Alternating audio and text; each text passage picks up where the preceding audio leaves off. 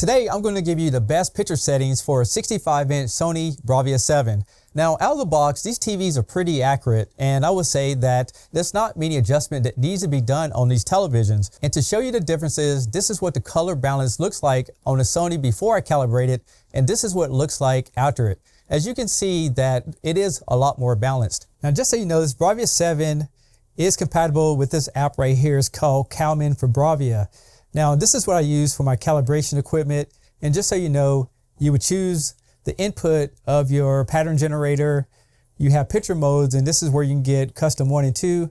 And then you will use an IP address that connects over there to go ahead and get the TV connected to your computer. And that's how I configured this software. And if you see right here, you have your standard picture modes. So under picture mode, you will see Cinema, Professional, as well as IMAX Enhanced.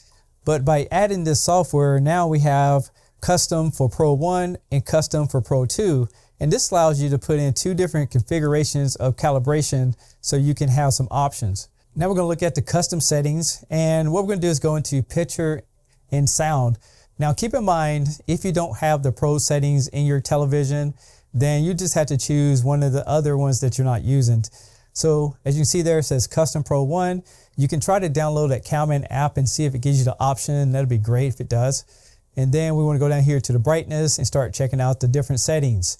So under the SDR brightness is 35. We have contrast at 90. The gamma at 0. The HDR mapping is grayed out. We have black levels at 50. The black adjustment is off. Now some of these other features will be off, but what I recommend is kind of play around with this. Let's choose medium for the black adjustment. Looking at the contrast, I'll leave that at low, and the local dimming. That makes the picture a lot more blacker. I'm going to leave that at low as well. So I think that's going to look pretty good. Now this will make your TV look brighter and also keep those black levels.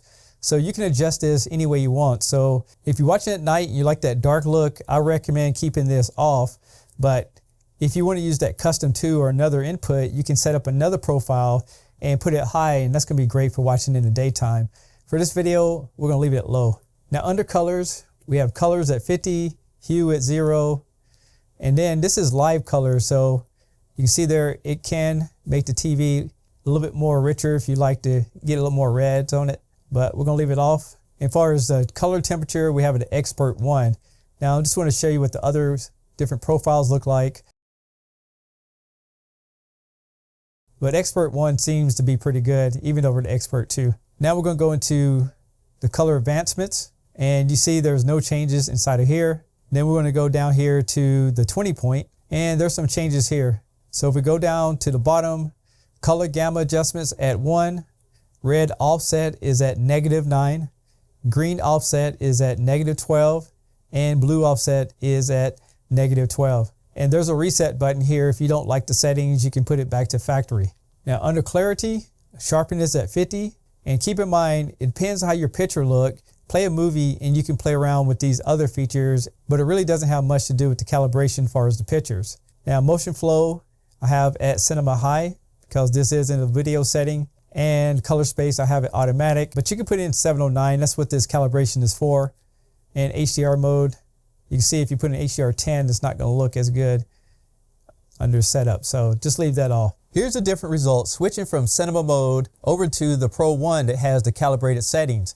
As we go back and forth, you can see that it is a lot more accurate in the Pro 1, and it is brighter because I did calibrate it for a lighter room. And here's another example of that, just so you can have a difference to reference it to. And I feel that the settings that comes in the television are great, but the calibration settings is going to make your TV look that much better. In conclusion, I think these calibrations are going to work great on your television. And a lot of people are going to ask me about European models and HDR, but this calibration is really set up for SDR because that's what we use on a daily basis. As far as different sizes, again, this was done on a 65-inch, but feel free to check it out on any other size and see if it improves your picture. That's all we have on this video. I'm Tech Steve.